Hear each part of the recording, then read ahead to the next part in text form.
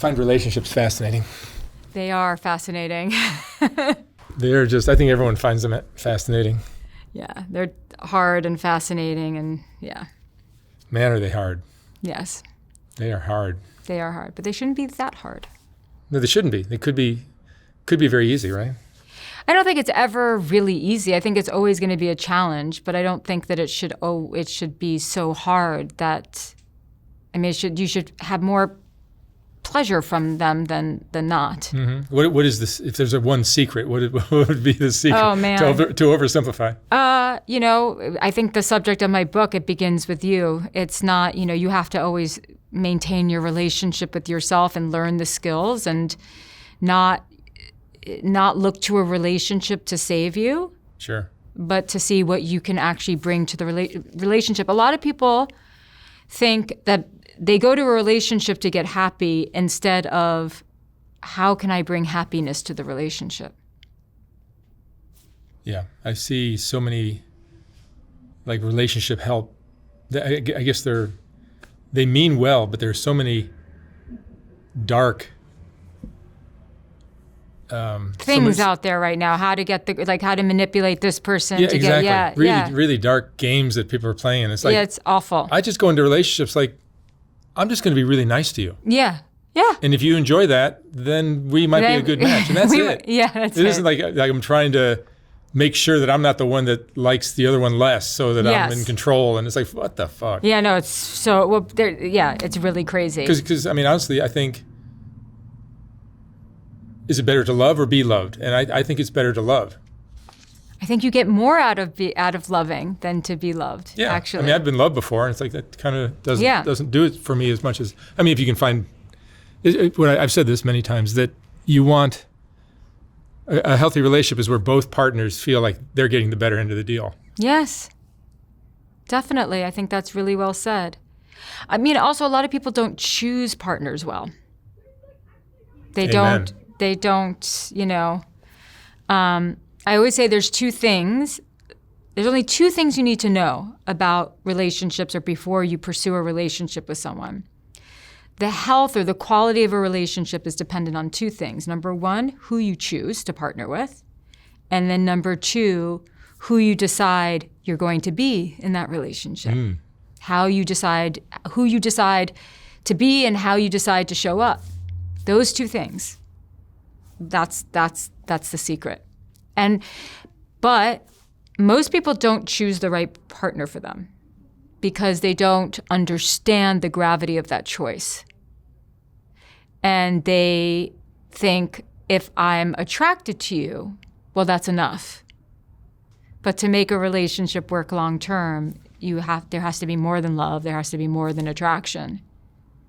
Are you ideally looking for someone who is like you have a lot of things in common with, or are you looking for somebody who's going to force you to grow? It's a combination of things. A lot of things in common, not so important. What's important is that you have core values that are similar. That you have core values. The rest, not so important. And then forced to grow, I think forced to grow and also someone who you can grow with instead of grow apart. It becomes complex very quickly. Well, I think, if you were to think about hiring a business partner, what steps would you take before deciding who you would hire to be your business partner? You would want to know about this person's character. You would want to know about some of their habits.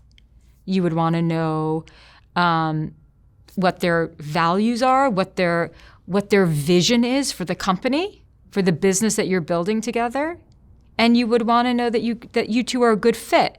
Not the same, but a fit. Mm-hmm. It's the same thing with a life partner. And sometimes complementing each other, like having absolutely strengths that are not your strengths. Absolutely. That's very partner. Important. Yeah. Super important. And people don't think about that. I mean, I know I never did before doing this work. It was more just like, we have a connection, and that's important. Or we have intense chemistry. All of that is important, but that's not enough to sustain a relationship over the long term. You have to be like partners in crime in a way. And childhood plays a huge part in all of this, right? Childhood plays a role. Our past experiences play a role. And then, our beliefs play a role and our values play a role. Lots of things play a role. So it's about choosing well. And I think that probably the most important decision a person will ever make is who they decide to spend their lives with. It seems a lot of people will choose love before they've done the work on themselves. Today's video is sponsored by BetterHelp. After my recent loss, I was completely thrown off. I couldn't sleep, my mind was scattered, had a hard time working and focusing, so I started seeing a therapist. And just having a space to talk with someone who helps you see things from a different perspective helps you to feel grounded again. And slowly I started coming back to myself. And that's what therapy gives you, the ability to meet yourself with patience and compassion, especially when things don't go the way you expected. I think therapy is one of the best investments a person can make in themselves. BetterHelp makes starting therapy easier. You just fill out a short questionnaire and get matched with a therapist in as little as a couple of days. And if it's not the right fit, you can switch anytime at no extra cost. With over 7,000 reviews and a 4.3 rating on Trustpilot, it's a platform you can trust. Click on the link in the description or go to betterhelp.com/softwhiteunderbelly to get 10% off your first month of therapy. Thank you for watching. It seems a lot of people will choose love before they've done the work on themselves. Yeah, and look, there isn't, let me go work on myself and then I can be in a relationship. Every circumstance is different. Like, let's say you go through a difficult breakup or a divorce. Ideally, what one does is take some time to self-reflect. What was my role in this? What worked? What didn't work? What did I learn about myself? What it is that I need and what it is that I want? What do I need to work on? And for some people, they do need to do some more rigorous work on themselves. But most of the time, it's self-reflection. It's maybe taking some time. But you could do so much work on yourself, but you're never going to be 100% prepared, because it's when you're in the relationship and relating to another sovereign person, that's where the real work is. So when we say, well, no one has done any work on themselves, it's like no one's done any, like, hey, what's my contribution to, the shit that I've been a part of? That's really the work on oneself. Or what are some of the things that are getting in the way of me having the relationship that I want? Do I love men but also hate them? Do I love women but also hate them? Did I see my parents argue in a particular way and I've inherited that style of arguing or that style of conflict, and it's not helping me, so I have to go in a different direction? There are lots of people out there who are walking around having never asked themselves these questions, having never taken the time to reflect on themselves and their contribution. And those are the people you want to stay very far away from when it comes to a relationship. Fear shapes so much of our behavior in these kind of relationships. Fear of getting rejected, fear of getting hurt, fear of everything. Yes. And it cripples some people, it seems. What are the most common mistakes you see people making in romantic relationships? Well, the fear of not being good enough, which then leads to this sort of pathological fear in some people that they are going to be deprived of love. They're going to be abandoned or whatever it is. Some people are afraid being consumed by the relationship. But that's also, a lot of people, they either fear losing themselves or they fear losing the other person, right? But mostly what people are afraid of is not being good enough. Some of the biggest mistakes. Selfishness. And that's, it's an interesting thing because you can actually be a very generous, selfless person and be known for that and be a wonderful friend. But what happens when you're in a romantic relationship? If we're insecure, if we are having a hard time, we tend to only focus on what we're not getting, and we don't focus on what we're not giving. Some people, they are a really common thing, and people do this to protect themselves. They will hyper-focus on everything that's wrong about their partner and not see what's right. There's so many different patterns. A lot of people have the pattern, both men and women, of wanting to rescue someone. They think, I can change this person, or my love can transform them, or, I can fix them. That's really, really common. And I see that in both men and women. I heard something recently on social media where someone said something about when you see potential in someone, what you're actually seeing is what you would do if you were in their shoes. Interesting. And doesn't mean that the person you're seeing these possibilities in doesn't mean that person has any of the ability or the inclination to do these things. That's an insightful comment. No, it's very true because we're projecting all the time. You're projecting what you would do in their shoes. Yes. And you are imagining who they could be instead of loving who they are right now. Mm-hmm. A lot of people do that. This is very common. They don't see the person who's right in front of their face. They see who they could be based on these projections. Yeah. That's a very dangerous thing because what happens then is then you get into a relationship and the other person starts to resent you because we can feel when someone's trying to change us. And then we start to resent them because they never actually become who we want them to be. So you really have to love the person as they are. You can see their potential, but you have to be okay with who they are today. And if you're not, they are not a project. But a lot of people get into relationships unconsciously turning their partner into a project. You think more women do that or men do that to their partners? I think, I used to think it was more women who do that, but I'm not quite sure because, but it looks different.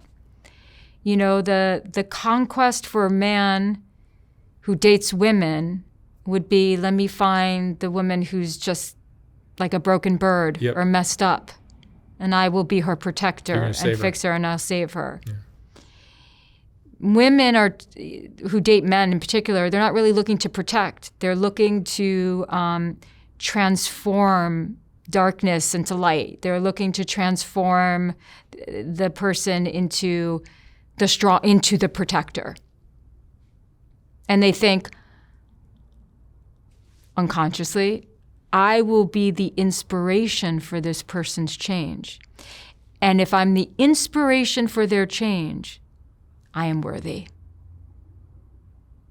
Same thing with a guy who wants to rescue the broken bird. He gets his significance from being able to do that. So that's where he sees his worth because, sometimes we can't even imagine being loved for who we are, so we figure out a way how to be needed. Does that ever work out? Where somebody's going to gain their self-worth from saving somebody? No, it never works out. The relationship might last, but it's not going to be a thriving relationship. You're just propping the person up. Well, there's just a lot of stress that comes with that relationship because you can't really save anyone. People have to save themselves. And you can support someone in their pursuit of making themselves better, but you can't save someone. And then you never feel satisfied. You never feel fully satisfied, or you're stressed out, or the person is always, it creates a sort of codependency is what it does, which is very similar when you have an addict and a non-addict in a relationship. It takes on a very similar form, which is, you want the addict to change. Your whole life becomes about changing this person, or your whole life becomes about this person. So your whole focus is on them. And then they're not changing, so you start to lose your sense of self and meaning inside the relationship. So can it work? Well, it depends your definition of working. It could last a long time, but no one's really happy in it. It's a dynamic, and it's not a good one. And now with technology and all the things that have changed in our world, it's like relationships look very different than they did 10, 20 years ago. Yes. Is that making it harder or easier? What makes relationships harder if we're talking about technology is, people can be on social media and interact with strangers in a way that we've never done before. There's temptation there, and that wasn't there before. People are distracted.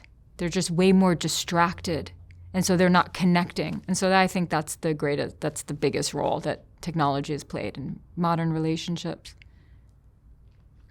It also appears that love is more transactional than ever before. Is that my imagination?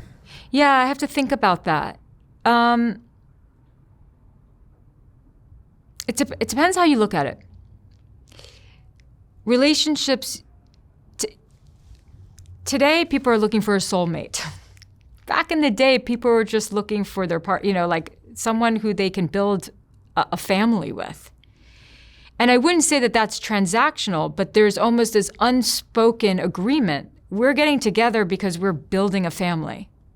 Today, it's like, are you going to complete me? Are you my soulmate? Are we going to go conquer worlds together? And so that is that is how I see it. I think the transactional part that maybe you're seeing, and I'd be curious to know, is, hey, I'm going to bring all this to the table. What are you bringing to the table? That kind of thing. Like, how much value you're going to add to my life, and I need to see how much value you're going to add to my life, and then I can decide, if you're right for me. So that feels rather transactional. Yeah, but for me personally, I see it as relationships have always been transactional, whether you're bringing home some meat to feed the family or she's doing, so there's always some give and take, but that doesn't mean it blocks out love. And right, but if it becomes too transactional, there's no passion. There are there's certainly no those kind of relationships too. Yeah, because people are keeping score. Transaction is such a a terrible term. I know, but there is an understanding. It's a partnership. It's like building a business. It really truly is. Yeah. And you have to understand which each other's roles are. Like, who's going to pay the bills? Who's going to do that? Who's going to be the person who looks out for the family, who protects the family, in what way? Yeah. These are the conversations that people don't have. So it seems that there's a lot of conversations that aren't had in romantic relationships. Too many. It's like, you're hot, I'm hot, we're attracted to each other, we've got this great connection, we laugh together, let's get married. So many unspoken things. Yeah, it's insane. We don't talk about that, whereas that's probably the most important thing to talk about. It is the most important thing to talk about. What were the struggles in your life that led you into this work? Yeah, well, I taught yoga for many, many years, born and raised in Manhattan, New York City. And I always had this internal struggle where I always felt like I was meant for something bigger than just being someone's wife. But yet, call it conditioning or just whatever, I also really wanted to get married. Like, that was important to me. Get married, have kids, and go that route. And I wasn't raised with this. I wasn't raised with this idea of like, Jillian, you can do anything you want and just reach for the stars kind of thing. So I taught yoga, loved it in the beginning, then felt very dissatisfied with it. It wasn't enough for me, but I didn't know what I wanted to do. And then I wanted to get married, so I met the man who would become my husband and then my ex-husband. And it was very difficult. It was the relationship that really revealed all the problems that I had always had with my father.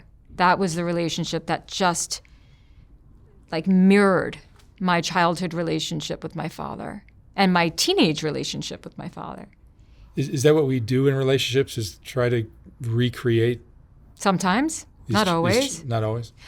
Psychologists and psychiatrists love to say that every single relationship is a recreation from childhood. I don't believe that. I mean, I have friends and family who are in relationships with people and they're not recreating any drama from childhood. I've had relationships where I wasn't recreating any drama from childhood. But if you're really struggling in your relationship, then chances are your childhood, there's something in your childhood that's coming up for sure. So relationship with your mom, relationship with dad, 100%. And that was a really tough relationship. I thought I was so mature getting into it and that everything was going to be great. And it was like the same thing. If he was upset, he wouldn't tell me, he would pull away. And I thought I was the problem, or that like I wasn't worthy. So I didn't speak up. And it's very important for women to speak up in their relationships because we're taught not to. And he decided, one morning I woke up to a miscarriage, and he decided to break up with me over text that afternoon. He wasn't coming home. Same day? Same day, that afternoon. That's sweet. It was fun. And I had also just discovered that my mom only had a couple months left to live. She had a terminal cancer. So that day, June 2nd, 2014, the day before what would have been our 2-year wedding anniversary, everything fell apart. And I became obsessed with figuring out what makes a relationship work, because I was devastated. I was scared. I thought, this person wasted my time, all these stories in my head, and I didn't know what I was going to do. And I decided I was going to figure out what makes a relationship work. And I've been obsessed with it ever since. It's amazing how pain, extreme pain, the pain of heartbreak is high octane fuel to channel into hopefully something productive in your career, in your life, yes. in your development. Depending on who you are, it has the potential to be the high octane fuel. It could also... Or you can let it destroy you. Lead you to drink or whatever. Yeah. Yeah.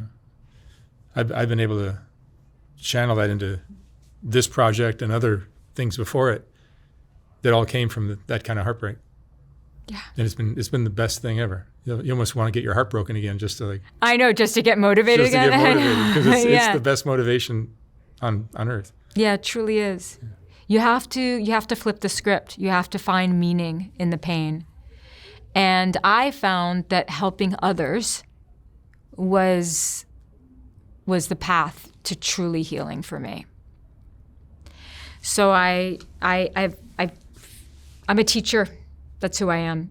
And so I thought, as soon as I started to learn more about it, I was like, this is what I have to do. I have to coach. I have to teach. I have to educate people on this. And I transitioned out of teaching yoga and doing this full time. People don't really understand that about pain. When we're in pain, and look, there's some things that happen in life, as I'm sure you know, that are very legitimately horrible. But we get so in our heads, it's like we can't escape ourselves, we can't escape our thoughts. And the best way to heal is to help others who are in more pain. Yeah, there's wisdom there, because I think we look so often like we're trying to find out what's going to make us feel better. What's going to make us feel better? When will I heal from this? And by helping others, that is the key. It is the key, because it gets you out of your head so fast. Because it's such a reprieve. It's like, I don't have to think about my problems right now. So let me help this other person with their problems. And then I think that's where meaning and fulfillment comes, where you feel like you are, in your own way, contributing to something outside of yourself. Which also makes you a much more attractive partner. I think so, yeah. I think that no one wants to be in a relationship with someone who's got nothing going on. And look, someone might be, their meaning is in being a parent, whatever it is. It doesn't matter what, it doesn't have to be a career. But everyone, people think that the path to fulfillment is a relationship. And a relationship should add to your life significantly. Otherwise, way too labor intensive to waste your time. But fulfillment is an inside job, and your partner is not responsible for fulfilling you. And I think what happens is that when we meet someone, we're excited about them, and it's the very beginning, that lust that transitions into falling in love is intoxicating. And it's highly emotional, and it's incredibly irrational. And we think unconsciously that this relationship, this person, is actually rescuing us from all the uncertainty and pain of our life. And we think they're amazing. Immaturity is, let me project my entire fantasy, like dream person, dream guy, dream girl onto this person. And then as soon as I find out that you're actually a human being with flaws and, your level of consciousness is very similar to mine. You're not this highly evolved, because people want to find this highly evolved, angelic person who's going to come into their life and make everything okay for them. People know that's not true when they intellectualize it, but we have this sort of hunger for that. And we have to mature our understanding of love and not project fantasies onto these people, because that transition from the falling in love stage to the more committed stage, regular stage of the relationship is very hard for people, because they think, oh, you're just a human being like me. And then they get crushed with these, by the weight of their failed expectations. And so no one's perfect. Figure out 3 to 5 things that are absolutely non-negotiable for you, and be open-minded and 100% flexible on the rest. And then you might get into a relationship and discover this isn't working, and that's part of life. But no one can make you fulfilled. Falling in love is temporary. Then you enter a different stage of love. But that high, intoxicating feeling doesn't last. And a lot of people can't handle that. I prefer that it doesn't last, because it also is very distracting and ungrounding and almost manic. I prefer to be grounded. And I think that that's what people really need to see and to experience, is that grounded feeling in a relationship. Has there been a time in history where, for a woman, the idea or the pressure to marry and have children has been less than it is right now?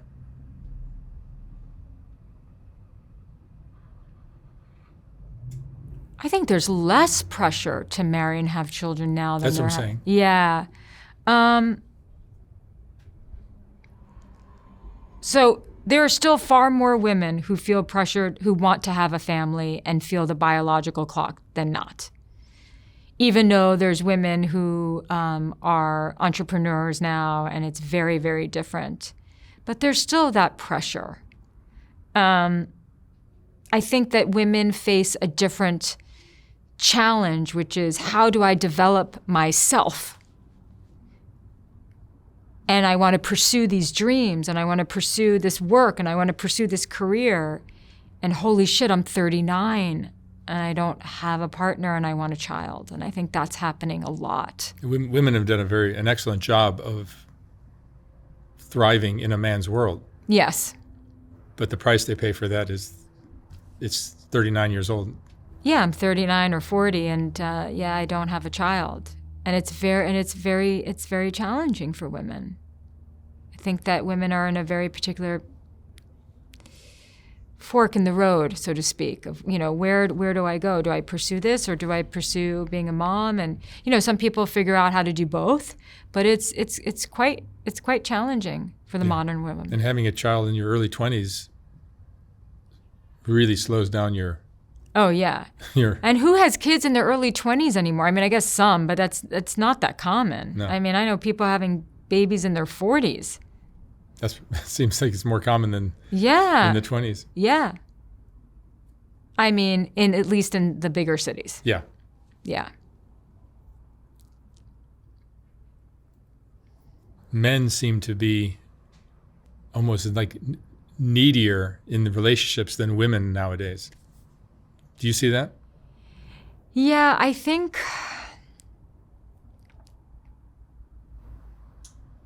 Maybe they've always been that way, but... No, I think men need to feel like they are needed. And the more independent women become and not needing a man to support them, I think a lot of men are confused, well, then what is my role then in this relationship? But what they need to understand is your role is to be a protector. Your role is to be emotional support. Your role is to be a friend. And it may be that your role is not to be the provider, but providership can go well beyond money. But I think there is some confusing. And then there's confusing messages, and also there's the messages of, women being like, well, I don't need a man. And it's funny because if you are a woman who's always been taught by your family and by society that you can't survive without a man, and your whole life, or maybe your whole teenage life or young adult life, you were always like searching for the man and searching for the high value man that's going to take care of you. And then one day you wake up, I mean, it's not literally one day, but metaphorically speaking, one day you wake up and you're like, wow, I actually have dreams of my own. Wow, I can make my own money. Wow, I can stand on my own 2 feet. Wow, I've got great friends. You have to understand from that perspective, it's incredible. It's very empowering. A woman can get drunk on that kind of empowerment. It feels really good because it doesn't feel great to feel like you can't have a life unless you have a man in it. And we're speaking very heteronormatively here, but I think there's gay women too who would think this too, like the relationship, the love. But if we continue on with this, well, I don't need a man, well then how is the men listening to those messages, how are they going to feel relevant? How are they going to feel important?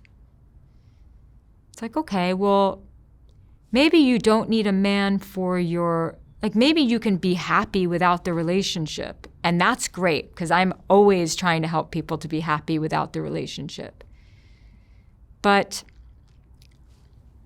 if you can't see how having a relationship with a man or a woman, that can't give you things that you wouldn't be able to find on your own, then that's a problem.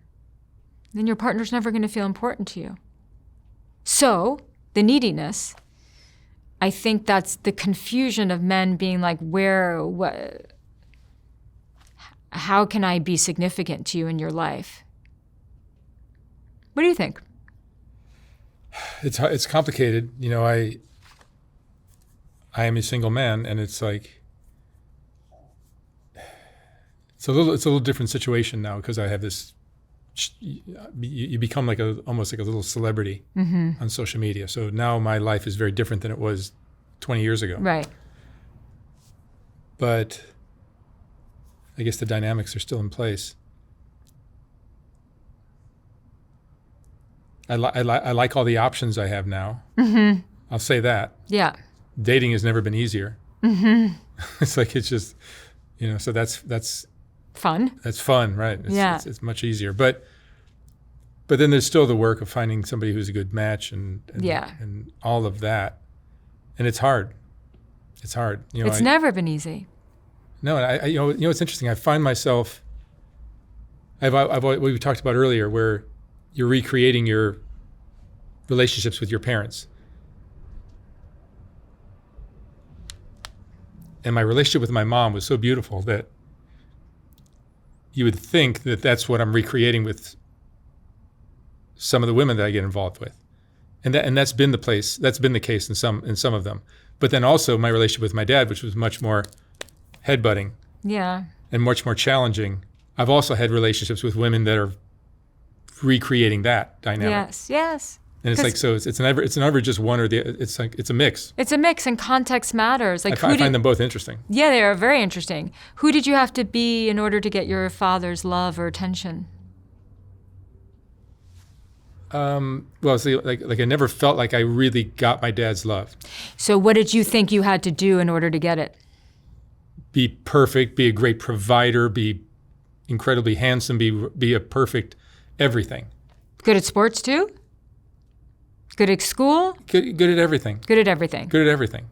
And then you would be rewarded. Yeah, and it was never enough.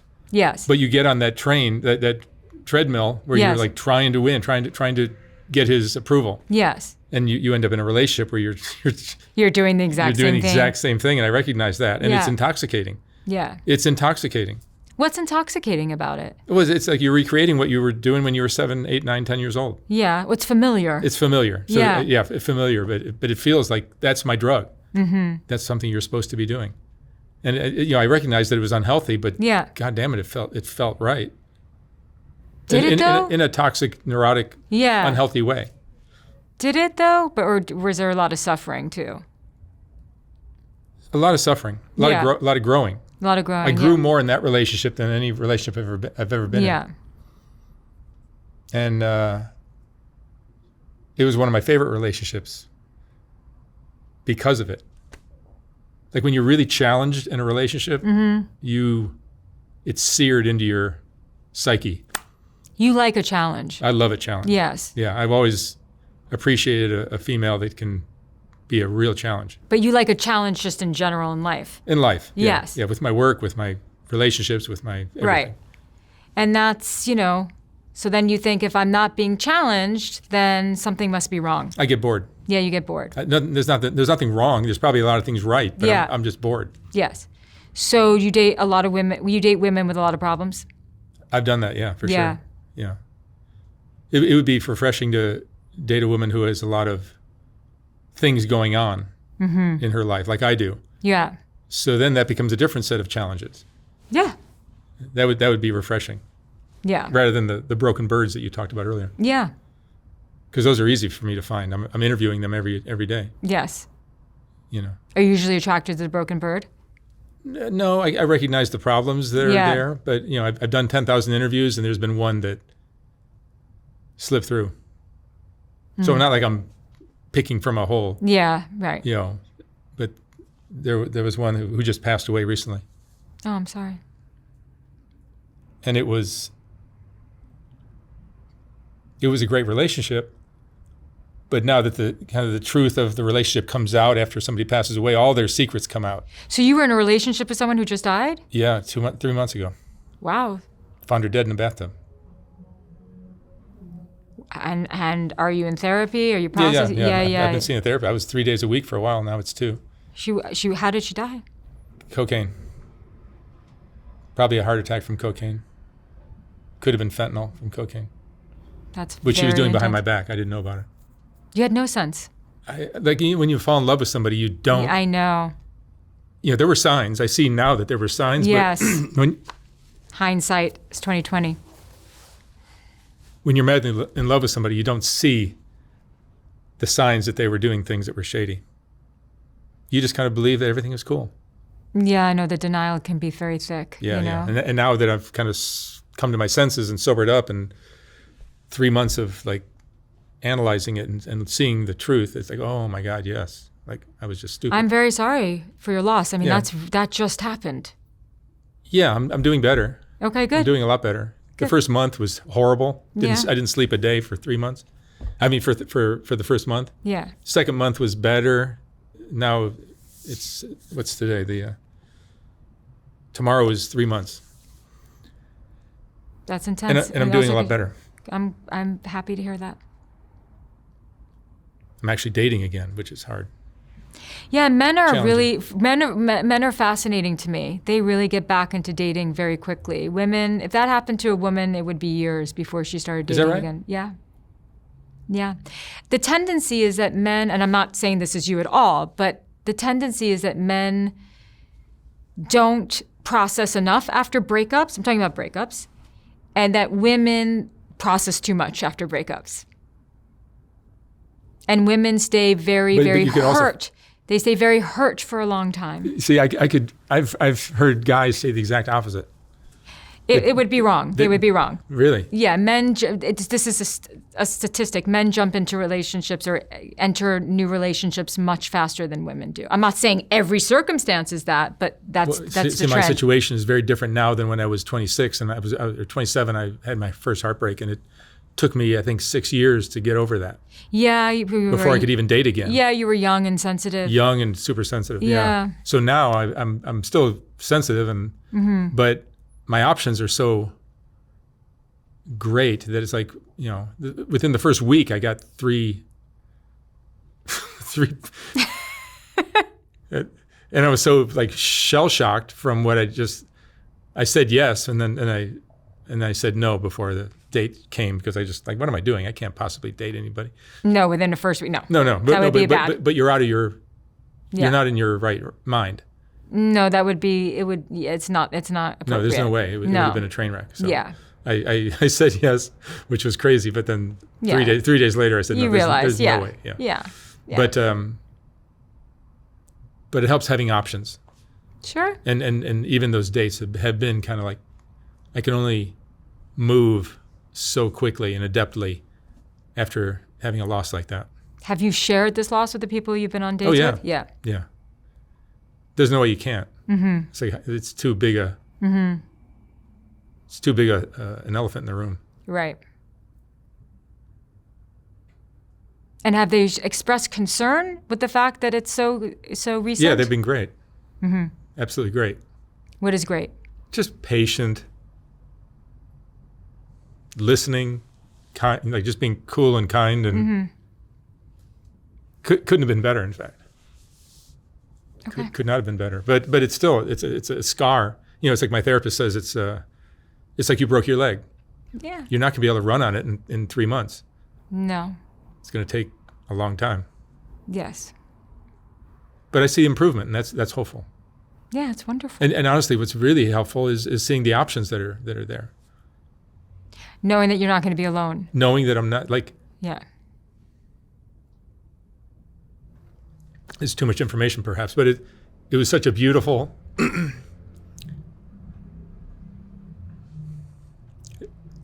It was such a beautiful love that it's like I never felt... You never felt that kind of love? I didn't think it could happen again. Yeah, you didn't. Yeah. Well, you know what's interesting? It won't happen again, but something just as beautiful can happen. Yeah, that's what I'm realizing. Yeah, but it'll just be different. Yeah, it'll never be identical, but no, something as good or better could possibly come around. 100%. And that's what makes people so unique and interesting. Yes. I really believe that our hearts, that there's just so much room in our hearts to love, And I do not believe that there's just one person for us. Oh, absolutely, positively. Don't believe that at all. No, I can tell you that there. Yeah. There. And I don't think that you. When the healthier you are, the more there are. Yeah, I think so, and I think that. It's also what we tell ourselves and what we believe. Like I was speaking to a woman once, she was in her 70s, and her husband died. He was in his 80s. And they had been together for like 40 years. The absolute love of her life. And of course, this was very, very painful and very hard. But she had a belief, and her belief was, this isn't over for me. There will be someone else. Really? Yes. Good for her. At what age? 72. 72. Which, these days is not that old. No. Depending on who you are. Yeah. and she met someone. Good for her. That person, and she fell in love, will never take the place of the man who she spent 40 years of her life with. But it's different and it's new. And it's beautiful. So, but she had that belief that it was possible. And the more time you spend with that new partner, the more familiar, the easier, the more comfortable you get. Yeah, and she said, in some ways, this is a better relationship. Mm-hmm. Some ways, this guy's easier. Yeah. Yeah. No, having a real, true connection with somebody is really a beautiful thing. My dad's 96. I'm going to see him later this week. And he just talks about my mom all the time. And your mom passed. Yeah. Yeah. 6 years ago, 7 years ago. But all he wants to do is talk about her.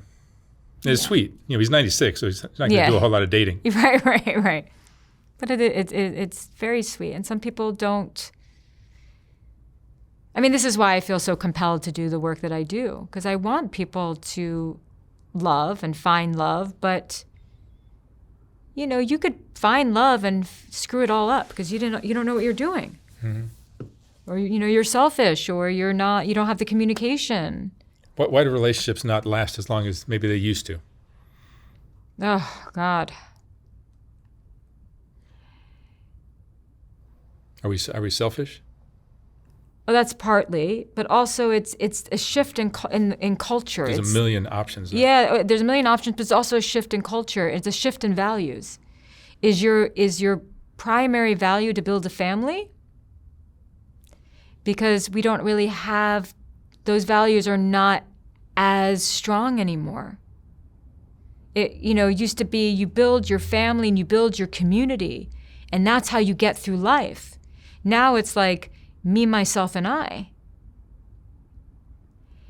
And so when we move away from those values, then we think, oh, I can get a divorce, or, we're not building something greater. Our value, we don't have those values, especially in this society. Then people are just like, yeah, this is hard. Let me break up. And it used to be, no, we're married. There is no breaking up. And I don't know if that's right either. I believe that divorce is a human right. And I don't believe in staying in a relationship that makes you miserable. And, not a but relationships take work. And it's not always going to be amazing. And if you want to have a lifetime with someone, you're going to go through some growing pains, and you go through phases with that person. And people think, well, I can find someone better. Maybe not. Some people stay in relationships too long. Some leave too quickly. Yeah. And I think that people would do themselves a huge service if they were to ask themselves, which one am I? Am I the one who stays too long? Or am I the one who leaves too quickly? Yeah, very interesting. What is the first step to healing after a betrayal or a heartbreak? Well, the first step is to lean on support, whether it's friends, family, therapist, or all of the above. Yeah, that's the very first step. I've had so many people. Which is beautiful. You can't do it alone. When you get out of the weeds, like the acute stage, the shock and all of that, then it's about investigating and examining the story. For a while, my story was, my husband broke up with me over the phone, over text, the morning I had a miscarriage while my mom was dying with cancer. Those are true facts. But the story is so different now. It's like, yes, that happened.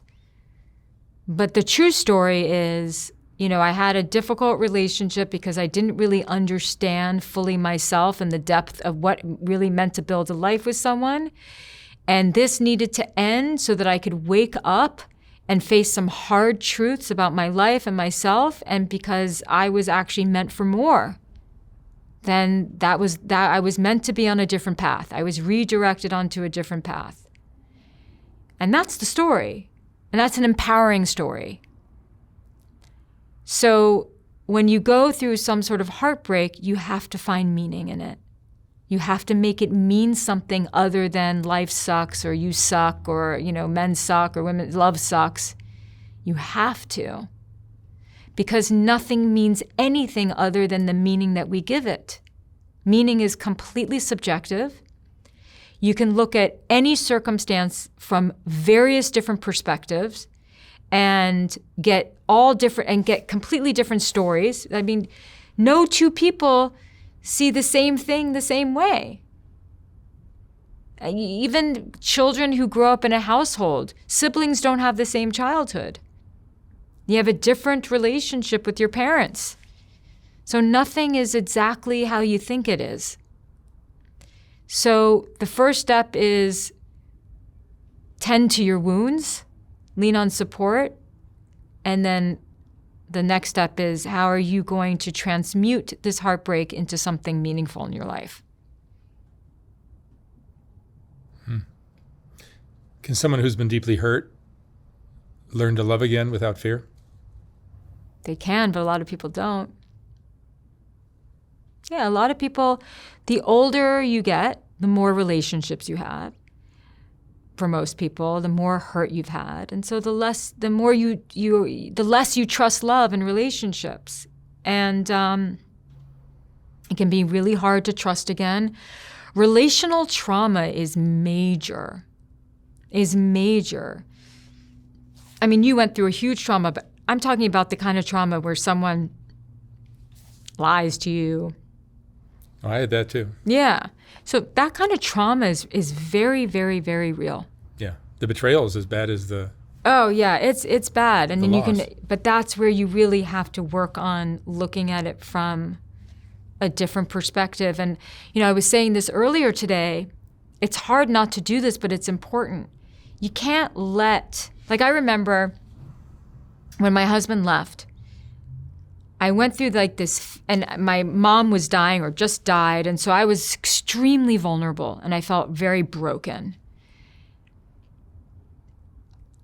I would be in a random coffee shop, and every man I looked at, I saw as the enemy, and I'm not that girl. That's not something that I typically experience. But every man was the enemy. Now, if I were to go date with that belief system, that's a problem. It would be a real problem. Because first of all, it'd be very hard for me to get dates because no matter how attractive one might be, or who wants to be with a woman where you can feel that, she thinks of you as the enemy. So what we tend to do is, if you've been hurt by a man, then every man you meet, you're blaming him for the sins of your ex. And, every woman you meet, you're blaming women for the sins of your ex. That's why true healing is being able to look at the circumstance and take radical accountability for your role in whatever didn't work out, even if it's just hey, I chose this person. Yep. That's great advice. It's important. How do people break out of destructive cycles in relationships, like choosing the wrong partner over and over again? It begins with awareness. You have to be aware of the pattern. Can't break any cycle that you're not aware of. So you have to be aware of the pattern. You have to be aware of the cycle. But you're still attracted to what you're attracted to. Yeah, but yes. You'll see women pick guys, you go into a room of 100 people and she'll find the guy that can abuse her again. Yes. So everyone is different. Every case is different. So for some people, it might be learning how to stand on your own 2 feet alone without the relationship for a little while. Learning how to meet your needs. so you don't feel so dependent. And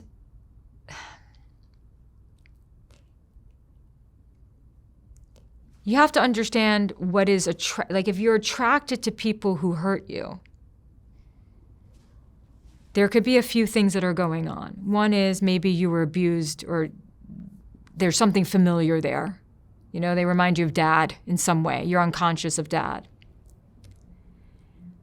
But there might be something about that person that you find very attractive. Maybe they appear very masculine. The naivete in that woman is that she doesn't understand that anyone who could manipulate or hurt another person, any man who can do that to a woman, he's weak, profoundly weak. And if he's weak, he's not really masculine, because the very definition of masculinity is strength. And so when she matures, because like I said, there is a naivete, and she matures and she starts to recognize that what is actually attractive is someone who's got character and integrity and actually can make you feel safe. Every person has a different journey. You know, sometimes it's just growing up and realizing that. Sometimes it's having something so painful happening, you're like, nope, never again. I don't want that again. And then what happens is that you might meet that again and say, oh, I'm attracted. Yeah, they're hot, but I'm not going there. Where it becomes trickier is when you feel like you can't have any attraction for the good person. But there's going to be lots of people who we're attracted to. That doesn't mean we're supposed to pursue a relationship with them. And that's really important. Like chemistry is extremely unreliable. Yes, you need chemistry in a relationship if you want it to be romantic. But just because you have chemistry with someone, it doesn't mean anything. You can have incredible chemistry with the person who's the worst person in the world for you. And it comes with deciding, I don't want that anymore. I don't want that. And then the next stage of healing is, I'm turned off by that. Things that I used to be attracted to when I was much younger are a complete turn off to me now. Really? Yeah. That's growth. Yeah, that's growth. It's maturity. It's just seeing things for what they are. You know, like some guy who's like aloof or acting cool, like all I see is insecurity now. Like I can't not see it. So as we mature, so does our taste in people change. And yeah. It helps to be your own therapist almost. That's a very good point. Yes, you want to be able to be your own psychologist in many ways. And see the patterns that see what you're doing, understand it. Yes. And then sometimes it helps to,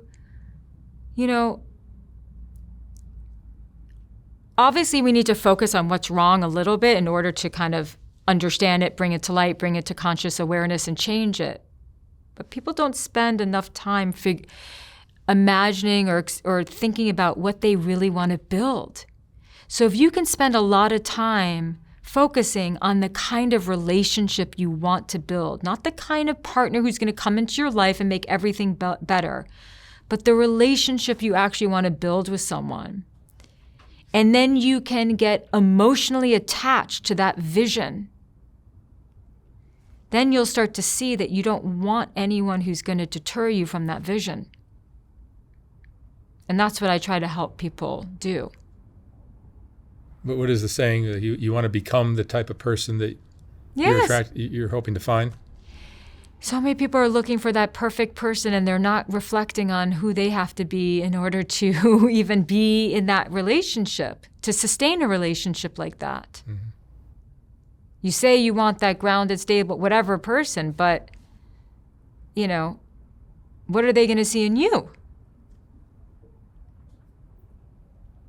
What role does forgiveness in ourselves or others play in healing? I don't know if I entirely believe in forgiveness. Really? What I believe in is understanding that people do what they can with the emotional capacity that they have, and so that you don't even make it so personal anymore. I used to think, I have to forgive. It's kind of the same thing. It is kind of the same thing. It's a similar feeling in our bodies, that letting go, and that forgiveness and letting go feels very similar. But forgiveness means I have to let them off the hook, versus there's no hook that they're on anymore. I understand why they did what they did. This is way more complicated in very severe cases of extreme abuse or molestation or rape. Yeah. Cases like that, more complicated.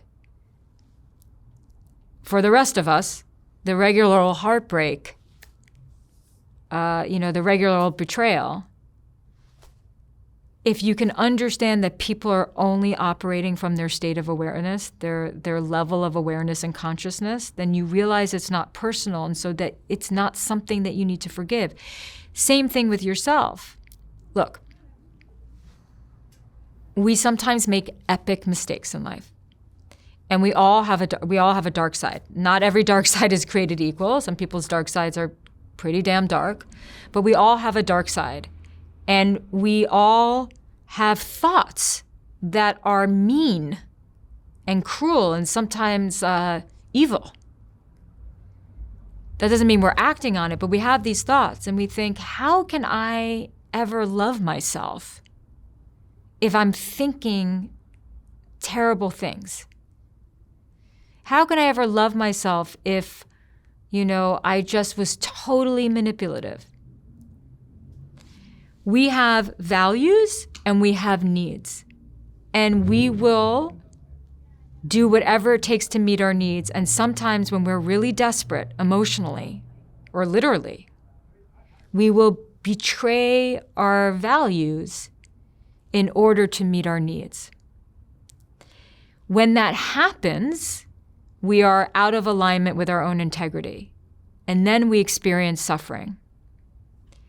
Can you show yourself empathy by just simply understanding why you did what you did in that moment? And then you can, quote unquote, forgive yourself. People are only doing what they can with the tools and the emotional capacity they have. A lot of people also get very stuck, like let's say they get ghosted, right? They're dating someone, and then all of a sudden the person just doesn't reach out to them, they're gone. And people get so incredibly upset and they think that person's a narcissist. And part of what keeps us so stuck is, here I am, hurt, like not able to get out of bed. And this person is just fucking going on with their life. Like nothing happened. They're in a new relationship and it's like nothing happened. They're just getting away with it. What changed my life was understanding that no one gets away with anything. Everyone has to face themselves at some point. Unless you are literally a sociopath that has absolutely no understanding between right and wrong, everyone knows on some level when they are doing something they should not be doing. And they may be very good at suppressing it and not facing it, but it'll come out in their relationships, it'll come out in their drinking, it'll come out in their insomnia, it'll come out in their crummy mood. No one gets away with anything. So we can all, and that's with us too. That's karma, right? Karma is a whole other conversation because karma is not really seen that way, but that might be for another time. Next time. Yeah, but it's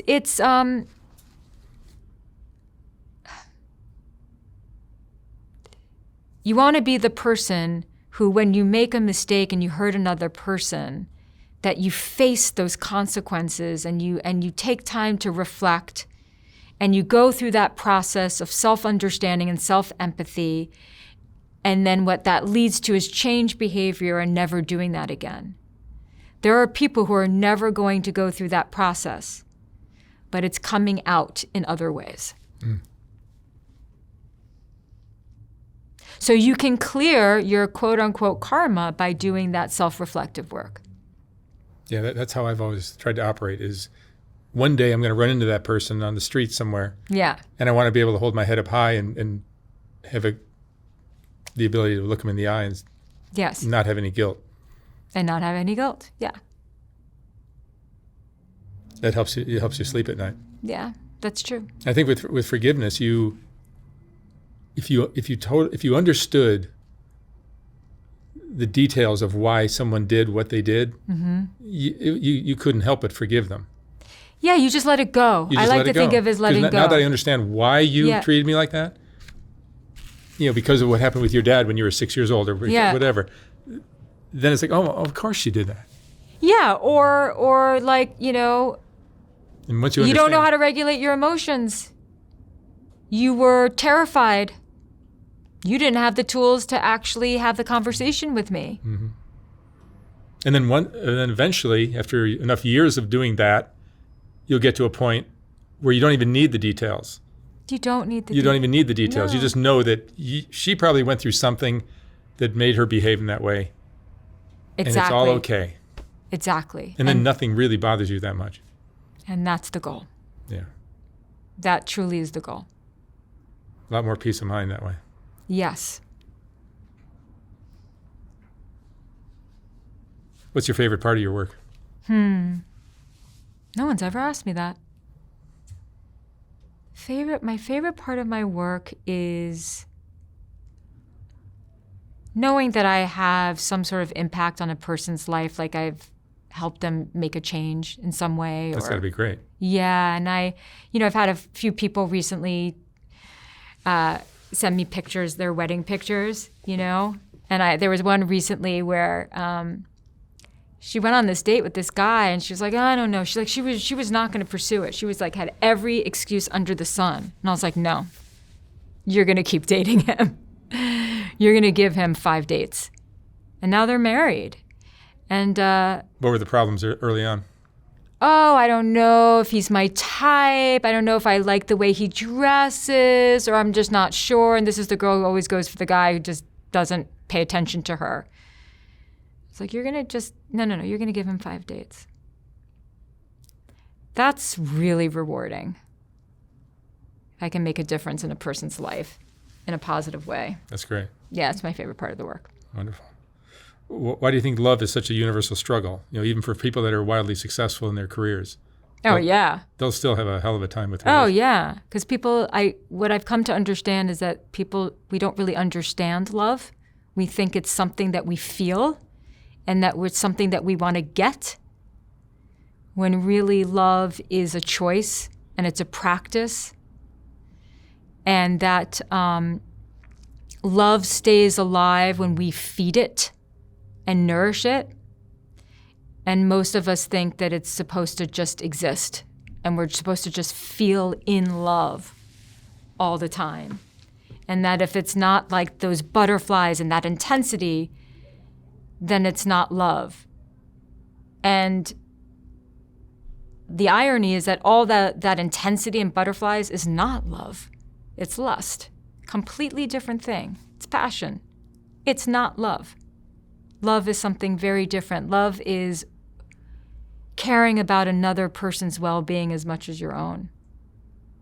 Lust will get you into a situation where you have 13 marriages, like somebody I just interviewed. Yeah, oh boy. 13. How old? It was the mother of someone, so this was probably a while back. She was older, so. And he marries women, right? It was a mother who had married 13 times. Oh, she had married 13 times. She had married 13 times. Yeah. She's got some problems. Yeah. And half of everyone's money, maybe. Maybe. Becomes a business almost. Yeah. Tell me about your book. It's a New York Times bestseller. Yeah. The title is It Begins With You. Yeah. I never wrote really before. And then I just felt compelled to write, and I didn't know what it was going to be. And then I realized, if I were going to leave behind certain principles, what would they absolutely have to be? And I I came up with this 9. I mean, I thought about these principles, these truths for about 3 years. Wrote some down, crossed some out. I landed on these 9. And I wanted to focus on these 9 truths about love and relationships that I feel are not discussed nearly enough. And the first one, which is the title of the book, is that it does begin with you. The most profound realization that I made was that every single relationship I've ever had and have to this day, romantic and otherwise, is I'm the common denominator. And people are really resistant to that because they think, well, then I'm to blame. It's not about blame. It's just that you're the common denominator. And we like to be very victim-y. Everything is always everyone else's fault. It's like, no, you have to take radical accountability. That does not mean you could have been in a relationship with a terrible person and you're a good person and they were more of the quote unquote problem, but you still chose them. You chose them, yeah. And I wanted it to be very empowering. And in a zeitgeist where everyone is a gaslighter and a narcissist and a this and a that, I was like, you need to take your power back. Because as long as everything's being done to you, you have no power. No power. And then, when I first started this work, I was very intent on just working with couples because when my ex-husband and I went to couples therapy, it was terrible. It was so bad. And look, we're not supposed to be together, so everything works out the way it's supposed to. But I thought there has to be another way. And discovered that there was, through the training that I did. And so I really wanted to work with couples. Then I decided, but there's so many women and men who want to come to me, how do I choose a partner? Or I'm heartbroken. And I thought, I really love this. I love this maybe even more than helping couples. And so I just gathered all the data because when I started doing this work, I was psychotic. I had thousands of one-on-ones with people because I knew that no one becomes great at anything unless you do it repetitively. Thousands of times, tens of thousands of times. So I had my mentors, I was doing this, and I had so many incredibly interesting case studies, and I learned so much. I thought, I have to put this in a book because people aren't talking about it. So here we are. Yeah. What, if you could simplify all your knowledge and advice into something simple for people to take into relationships, what would it be? This will be the last question. It really is what we started with. If you want a great relationship, then you have to choose the right person for you, and you also have to show up as the right person. Those 2 things. Simple. Not easy, but very simple. Who you decide to spend your life with is the most important decision you will ever make. And how you decide to show up is the most important decision you will ever make. So that's it. Wonderful. Jillian Turecki, thank you so much. Thank you for having me. What a great talk. Yeah, thank you. I'll leave a link for your book in the video description, and hopefully we do this again one day. Thank you so much for having me. Thank you.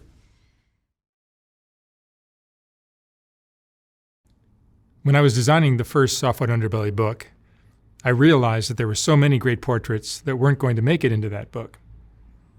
They just wouldn't fit. And once I saw how well that first book sold, I knew I'd have to design a second book. This second book is finally ready to ship. Like the first one, this book has a collection of some of the best portraits from Soft White Underbelly, accompanied by a quote from that person's interview. This book features another group of Rebecca portraits, as well as a collection of color images of the Whitaker family, and plenty of others. You can order yours for $125 or $150 for a signed copy at softwhiteunderbelly.org. Again, like the first book, once this book is sold out, I will not be printing more of them. The portraits are what Soft White Underbelly is all about, and these 2 books contain the best of all that work. Thank you for watching.